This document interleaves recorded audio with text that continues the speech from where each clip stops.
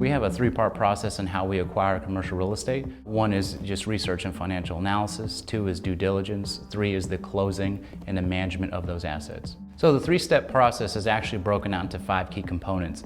The first one is going to be research. It is our established network of individuals that we've procured over time with the commercial real estate firm that allows us to leverage the relationships we have with buyers, sellers, and other real estate professionals in the market. And what that essentially means is we have access to true off-market deals, and anybody in commercial real estate knows that the best transactions happen offline. So the second component of financial analysis, we take pride in that, as we have institutional underwriting when we look at these commercial real estate deals. What that simply means is that we're taking in market sensitivity, lease assumptions, tax assessments, you name it, to truly understand the picture of how this asset will perform over time.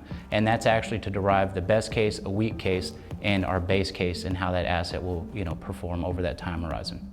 So the third component of that process is going to be due diligence, which every deal should have a strict due diligence before acquisition. And the reason for that is because you're actually analyzing all financial documents, structural documents, any environmental documents, and any other documentation that's associated with that property to fully understand the real picture of what's happening with that property. All that information should definitely correlate hand in hand with the financial analysis that was previously done, just to validate that that information is accurate and lawful. Closing is when we actually go ahead and close on that deal, and what we do is notify investors of the great news and then start working with the previous owners, the asset managers, property managers, and all other parties that were managing that asset initially to go ahead and help with the transition of ownership. And that's key to every single deal, because as we take over, we want to make sure that we're following the same process to make sure that the performance is the same upon takeover, and then once we take it over, we implement our plans of change and try to maximize value on the property. After the closing, the critical piece comes into play, which is the management of the asset.